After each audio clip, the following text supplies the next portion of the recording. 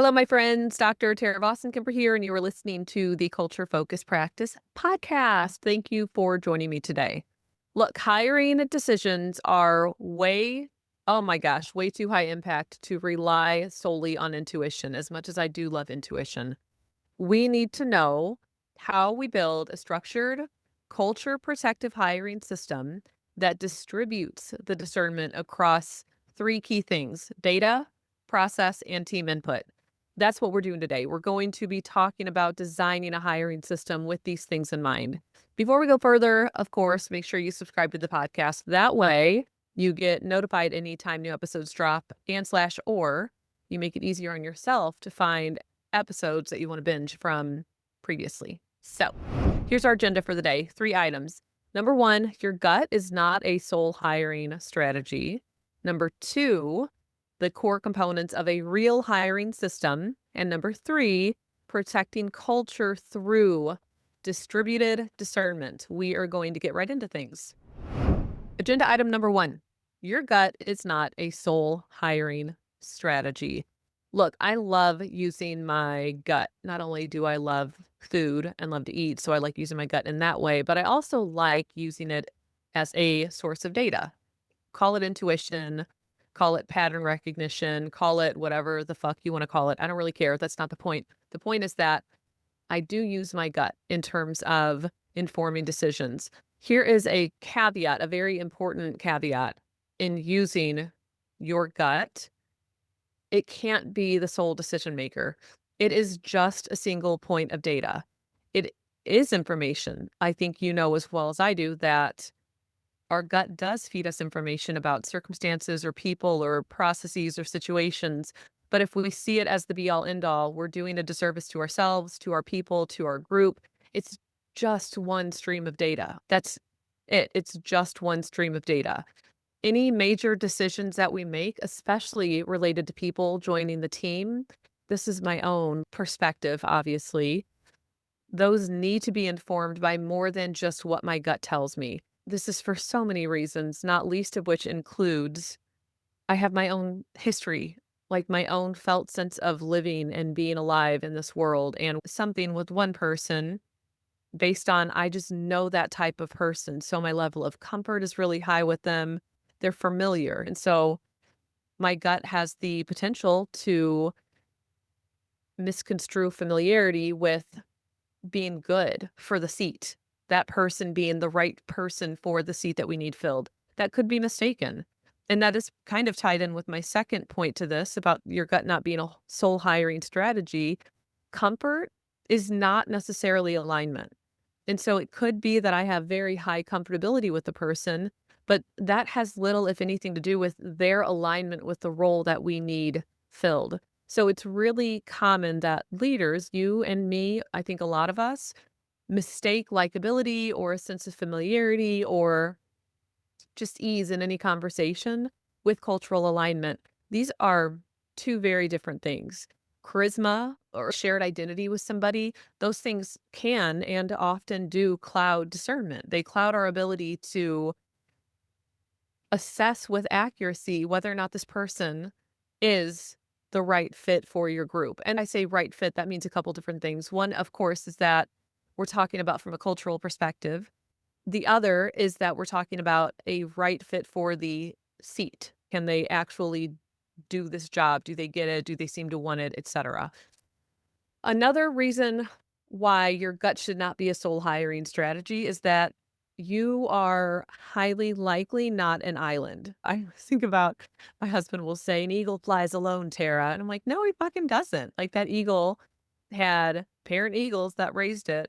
And there was typically 2 of them unless one dies. And then there's one that hunts and there's one that, watches the nest. Like, fuck you. No, that's not true. Maybe when it's flying, sure, like it's flying by itself. But in terms of creating life and making sure that this baby eagle is going to grow up and be able to fly, that's a team effort. Also, he's just joking when he says that stuff. So my point is the concept of a lone wolf is fucking garbage. No, that doesn't exist. It's so not the norm, so not the case. A lone wolf is probably a rabid wolf, realistically. Like it's a sick wolf. Wolves are pack creatures.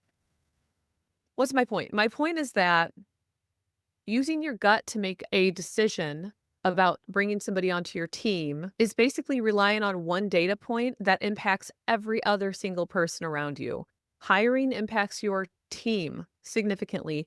And depending on your like station and location within the business, whether you're a visionary consultant at this point or owner operator, emphasis on the operator, that hire highly likely impacts other people more than it does you directly. On a day-to-day basis, I don't have much to do with my clinicians. I adore them, but I'm not interacting with them. That's my integrator, that's my DCO, that's my client care coordinator, that's my billing manager, that's my other clinical service providers. They're interacting with each other.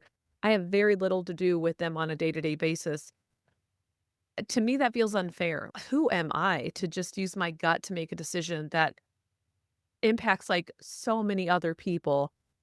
That's fucked up. That's not fair. I don't like it. I might, again, use my gut as data because it is a single data point, but I also am not only going to solely use that as a hiring strategy or, quite frankly, a decision maker. One other piece to the hiring impacting your team more than it impacts you. Again, not only this is why you shouldn't just use your gut or why your gut isn't a sole decision maker in this, we're excluding people from the discernment process. Like we're discerning whether or not to hire a person. We are quite literally centralizing a decision in our body if we're using our gut that should be distributed among others. A, we shouldn't be the only person making the decision. And B, we shouldn't only use one source of data, that source of data being our gut feelings about the decision. That is agenda item number 1. Let's shift on to agenda item number 2, the core components of a real hiring system. I love this actually. If you have a team, if you've been a part of any hiring process, you know as well as I do, it's a lot. It can be a large undertaking, even just getting everything scheduled, honestly. It's a handful. It's a heaping dose of something. It's a big ask. However, I love thinking about the hiring process. To me, it's like the front loading of all of the work. So if you can bust your ass with regard to the process and figuring out what is it that we're looking for? What is it that we need? Who fits best here? How do we assess that thing? Who are the people that have fallen through the cracks, or who are the people that have been a part of the team and then maybe left poorly or they didn't feel like a good fit? And then how did they fall through the cracks? All of those questions are about the hiring process. That's what I like to think about. So let's talk about just broadly speaking. I'm not going to really get into depth because I could literally talk for hours about probably any one of these things. But let's talk broadly about the core components of a real hiring system. So, first and foremost, we have to have a logistical and a structural match. I think this is really obvious, but I'm still going to say it. We need to A, be clear on what it is that we are seeking to hire. So, not only from an accountability chart perspective, that's an EOS concept for anybody who doesn't know. We need to know what is the seat and what are the core components, the core responsibilities, the core functions of that seat or role? If, seat and role, you can use those interchangeably. And then once we have clarity on what that seat is, then we need to know, okay, what about scheduling? What about compensation? What about benefits? All of these things are logistical. So if, for example, I need or want a clinical service provider for weekends or 2 evenings a week or Monday, Tuesday, Wednesday days, what the fuck ever, any specific thing that it is that we're looking for. And then a candidate comes through and they say, yeah, I really want a Friday afternoon, Thursday morning, Wednesday evening job. It's like, ooh, we need Monday, Tuesday, or we need Saturday, Sunday, actually, or we need Tuesday, Monday evenings, or whatever. My point is, it's just cut and dried. Like, it's logistical. Do the aspects of the role that we need filled align with what it is that you're able to do? And not just in terms of scheduling, but again, in terms of here are the benefits we offer, here's the compensation, here's everything you need to make this decision. Are you interested in pursuing this further? And honestly, are we interested in pursuing you further? So it's like we're both dating each other, so to speak. So we really have to assure or ensure, I guess one or both, that there's a logistical and a structural match. I like to do that first. I want that done and out of the way because I would be fucking pissed if somebody was perfect in all ways, and then we get to the very end and they say, "Yeah, I need to earn, $300,000." Well, hell, I wish I would have known that in the beginning because that's not realistic at all. You won't even generate half that much revenue or maybe, but my point is that to me is absolutely done first. What are the deal breakers? And let's just get those out of the way in the beginning. Next, we want to do some sort of multi-layer assessment. So our multi-layer assessment is roughly speaking 3 things. I'm saying 3, but this is just think like broad brush strokes 3, not like very specific categories 3. One is that I absolutely want to assess personality. And by assess, I don't mean make snap judgments on. I want to see a quantitative or more of a data oriented view about their personality. So, some sort of personality assessment. I do like being efficacious. So, we use a version of a Big Five assessment. That's what I'm after. I wanna know, who are you? And quite frankly, if I have this data about you and, for example, let's say this person is really high in honesty, humility, which is actually part of the Hexaco, and one of the subdomains is sincerity.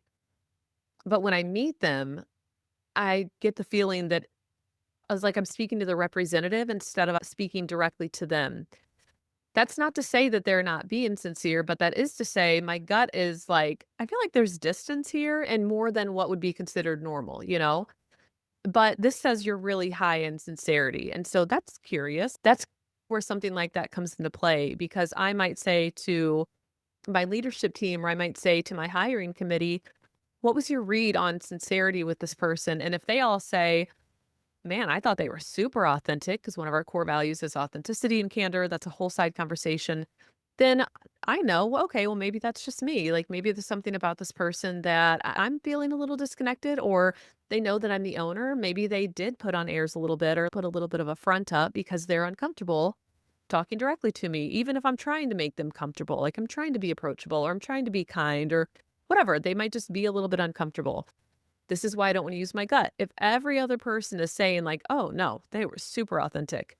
Okay, it could just be me, and specifically me in relation to them or my assessment being influenced by my own history with somebody that is kind of like them. I mean, who knows what? But the mismatch is not necessarily the sole source of, well, I'm not hiring them, it's just data. Okay, so we're using personality as one other assessment, as one other means of assessing this person. And I would encourage you also use our core values. So core values are, how do I say this? Assessed everywhere. Like throughout the entire interview process, from our meet and greet, which I'll talk about, all the way through to the skills portion of the interview. Every single person who interacts with the candidate knows because we have a hiring committee, a small group of folks, and they are onboarded. It's like you need to watch this training video, here's some guidelines. But one of the things is in your interaction, be assessing through the lens of core values. As you interact with this person, be thinking about, am I seeing core values being played out with them? So, values are part of the multi-layer assessment. We've got personality, which we do through literal assessment, like a scale or two. We have values, which are our own values, and we're doing this informally. Every interaction we have with this person, we're assessing informally and sometimes formally. We ask them very pointed questions that are values informed. What we're also doing is we're going to do a skills assessment. And so this is where, in my mind, this is where rubber meets road. I don't honestly give a fuck what I hate resumes. I hate resumes so much. They're so flat and just dead. Like I hate them, hate them, hate them. Let's say resumes are important in terms of knowing, like, okay, well, does this person have the education required to do the job? But even job hopping, I'm sort of like, I don't care. I don't care if somebody job hops. Like, maybe all those other places fucking sucked. I would job hop too if I kept getting hired at places where I was like, oh God, this sucks.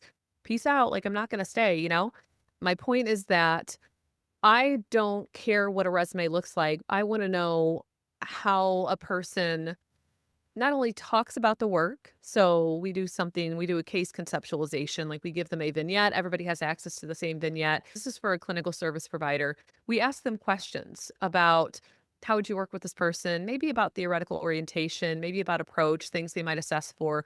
I want to know, how do you think about the client that you're reading about? What is it that you would say is the crux of the issue or some of the core components of what's going on in this person's life? How would you start working with them? What would done look like for them? A variety of questions. And then we do mock counseling or mock therapy. I want to know in practice, what does it look like for you to be in the chair, so to speak? And for those who don't know, I own a group therapy practice. So a lot of counselors, a lot of therapists, social workers, psychologists, etc.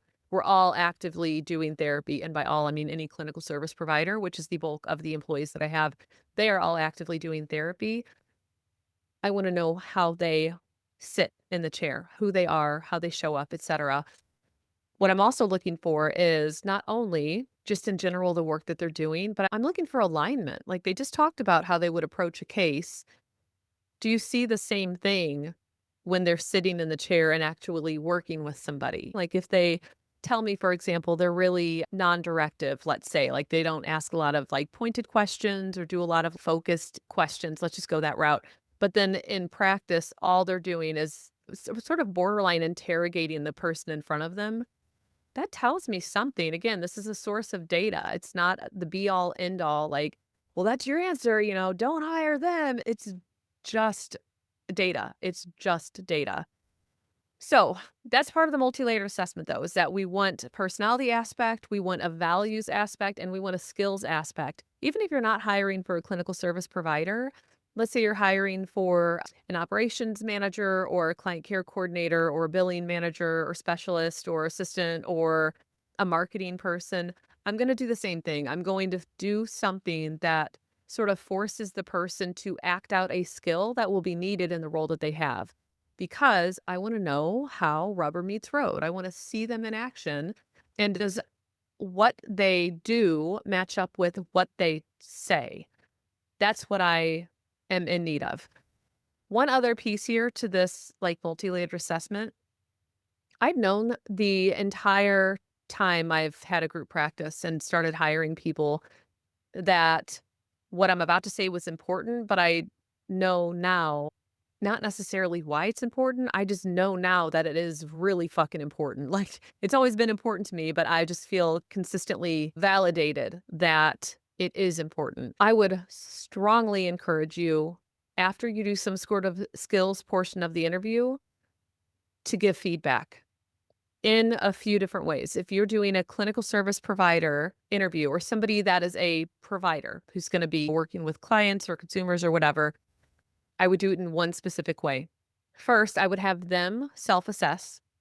You want to know from them first, so they're not influenced by anything that anybody else says, how they felt or thought about the work that they just did. Even if it was mock counseling or mock therapy or mock whatever, doesn't fucking matter. Have them do self-assessment. How do you feel about what you just did? What would you do differently? What do you think you did especially well? And just a few minutes doing this, not like 30 minutes. Second, whoever they were interacting with during that mock whatever, the mock therapy, that client, that pseudo client, then gives feedback on the felt experience of being a client with this candidate. What was it like being a client? Did you feel seen? Did you feel heard? Did you feel like the things you needed to talk about were being supported or massaged out or what have you, whatever language you want to ask? You're not asking the client to give feedback on skills. You're asking them to give feedback on the felt experience of being a client with that person because you are serving clients. Again, if you're a group therapy practice, let's assume that you are. You're serving clients. So what's it like to be a client with this person? Third round of feedback, you're doing 3 ways. So the candidate goes first, then the mock client, then you are doing the other people. And this is where the skills portion of the feedback comes into play. So we typically will do our leadership team will give feedback first, anybody who's clinically oriented, and then we'll open it up for others.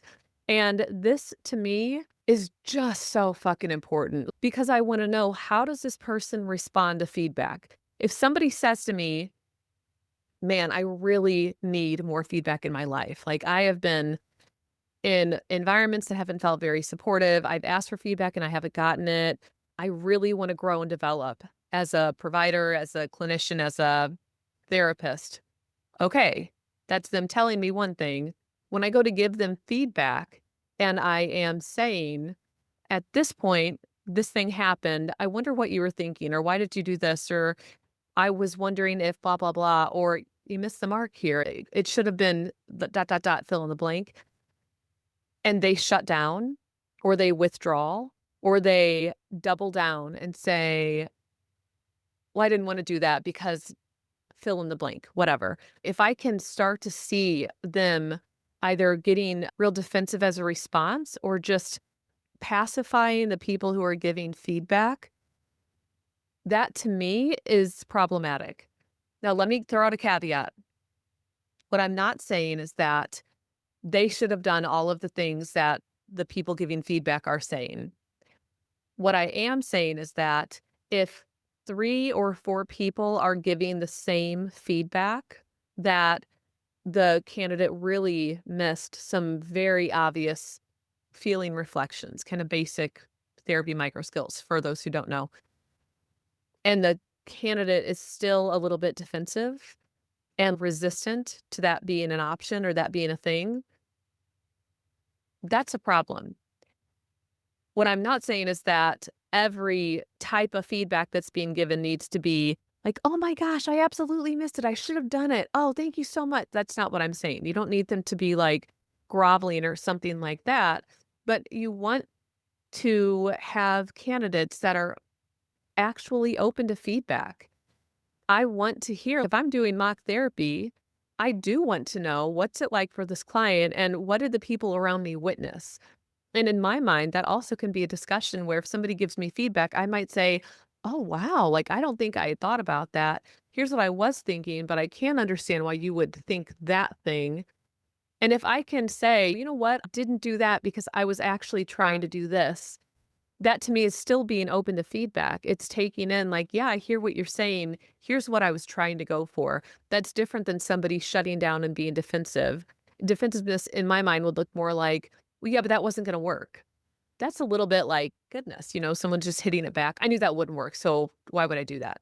There's like tone affect, somebody actually taking in something and thinking about it before sending another message back. I don't need to keep talking about defensiveness. My point is, though, that you want to give feedback because if somebody says that they're really open and they really want feedback, and then they're presented with some feedback from people who've been in the field for many years, for the record, I'm not talking about a pre-licensed professional who's saying, well, you should have done this. I'm talking about folks who have been doing the work for a long time and they shut down or they get defensive. It's opposite. What they're saying is not actually how they're behaving. And that is I don't want to say red flag, but a little red flag in the ground.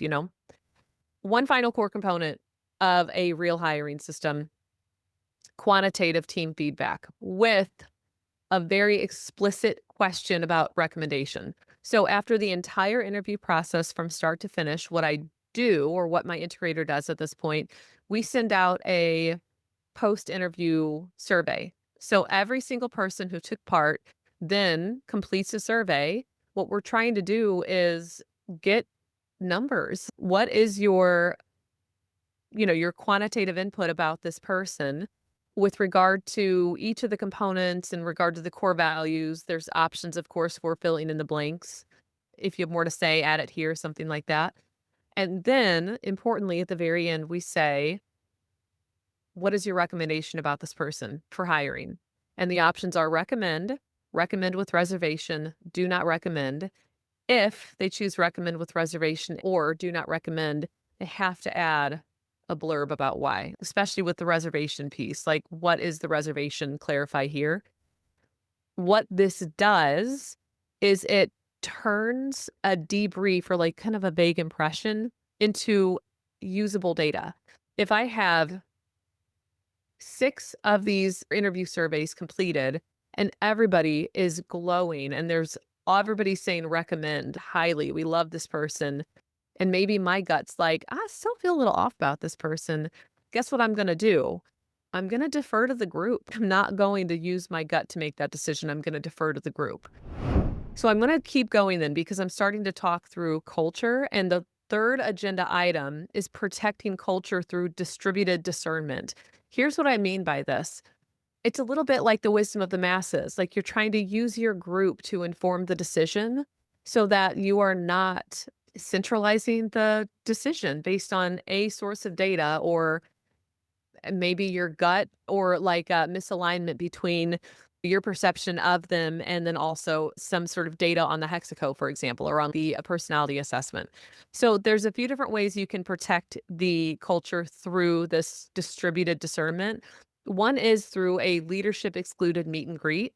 This is after the phone screen, before the skills portion. We have like an hour meet and greet. There is no agenda. There are no specific questions. It's not recorded, and there's no leadership allowed. This is where candidates come and they interact with a couple of committee members from the hiring committee. And the idea here is that candidates and hiring committee can all speak freely. I don't want anybody to feel encumbered by some sort of power differential. I don't want any leadership team member there, and I don't want people to feel like they have to hold back. I want it to be an honest discussion amongst these people. And then I trust that my hiring committee is going to be honest in that post-interview survey. And they're going to let me know based on the meet and greet, they're going to rate this, they're going to rate the values, and they're going to make a recommendation. I don't need to know. I don't need to know what they talk about. What I want to know instead is, do they align with us? Do you recommend that they work here? Second component to protecting culture through the distributed discernment is that a skills evaluation really helps to prevent charisma bias or charm bias or confidence bias. So if somebody seems really confident and they talk a good game and then you see them work and they are, ooh, they need a lot of work. If you are just going based on what somebody says, you're hiring based on narrative. You're not hiring based on competence. And so when you are doing a skills component, some people, they feel uncomfortable. Usually at the end, people say how fun the experience was, but like stepping in, it's kind of scary. It's a little bit overwhelming. I mean, it's a fucking interview, you know? Any interview is a little bit overwhelming. But whenever you are doing something like this, unless you see somebody in action, you don't actually know what they're like. I could tell you anything. I could talk to you about how I would do brain surgery, but I've never ever drilled into somebody's head or sliced them open with a scalpel. It's never happened. But I could talk to you about the somatosensory motor strip, and if I was going to do some sort of sensory affective surgery, maybe I could talk. I could talk a good game about the therapeutic work I might do, but then you see me in action and you're like, what the fuck? Whoa, this is really poor quality based on the stuff that we're looking for. That's why we do a skills assessment, because it prevents against that bias that we might have based on somebody's narrative and the way that somebody's presenting.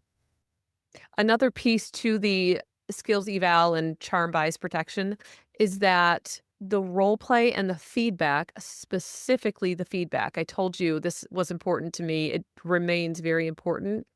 That reveals people's capacity under pressure. It reveals some ego distortion under pressure. That's what I want. I don't want it to just be all smiles and sunshine and like, oh, good job, champ. Thanks for showing up. No, I want you to know, okay, well, as I'm watching, this is what I was thinking about the work. I want to know, how is somebody going to respond if I'm giving authentic and candid, which is a value, feedback? I'm being kind, but I'm also being direct. And I'm not ever shitting on somebody's character at all. It's all based on skills. Let's talk about micro skills. Let's talk about open questions. Let's talk about meaning reflections or feeling reflections or paraphrasing, basic micro skills. I'm giving as objective as possible feedback on what it is that I'm seeing. How does a person respond? When we do give feedback and those walls can feel like they're like closing in on somebody, to what extent does their ego become distorted?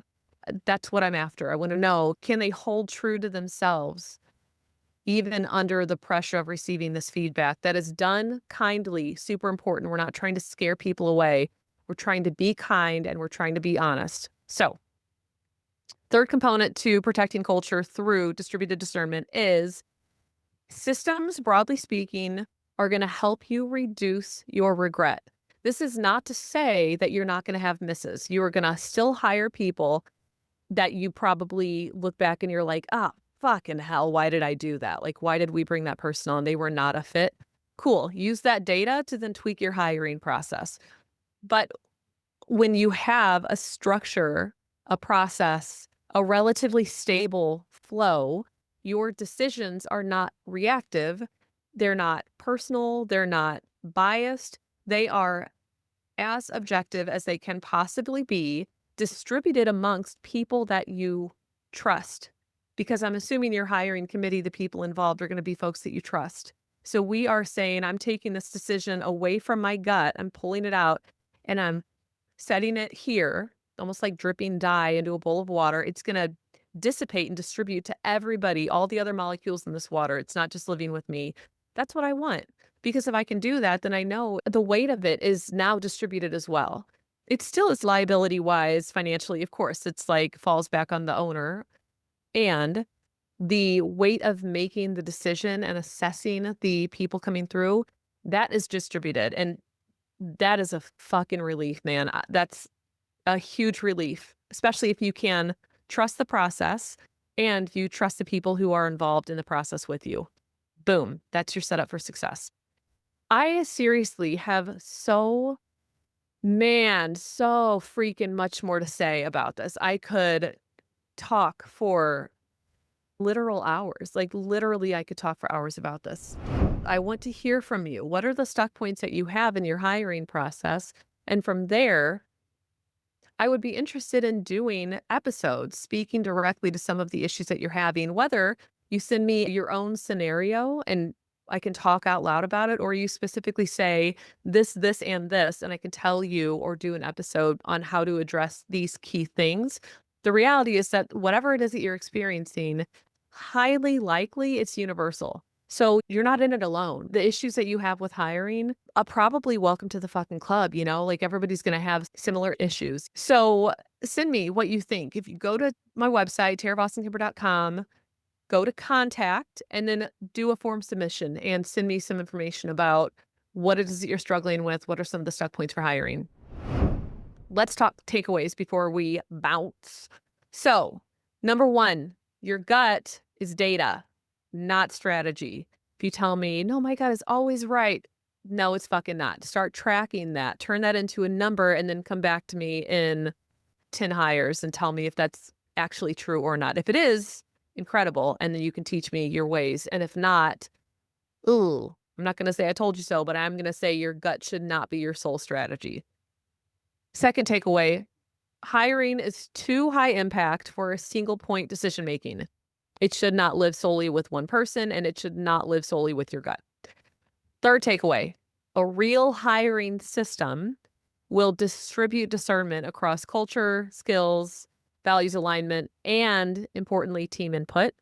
Lastly, culture is protected by process, not instinct. So I really like that component, actually. Again, to me, I think that feels relieving, which is funny because I'm very protective of culture. But at some point, and maybe for most of the existence of my group, culture has felt like it's been distributed. Like we bring people on and now they house, like they carry some of the weight of culture because they're a part of us. So not only are you feeding into culture, but you're also being impacted by it. And thus, like you are embedded into the system now. You are carrying this with us. And so even if I am the sort of custodian of culture, so to speak, I have my eyes on the prize or my finger on the pulse of it on a consistent basis. The reality is like I'm not the sole decision maker with regard to things that impact culture, that it is a team effort. Oh, man, that's it for today. Thank you. Thank you for being here with me. Thank you for caring enough about your culture to design hiring intentionally. It's super fucking important. And really, that's it. Like I said, you hit me up with your hiring stuck points and I will ideally help you out with some sort of response episode. So it's been great seeing you. I will see you in the next episode. Thanks. Bye.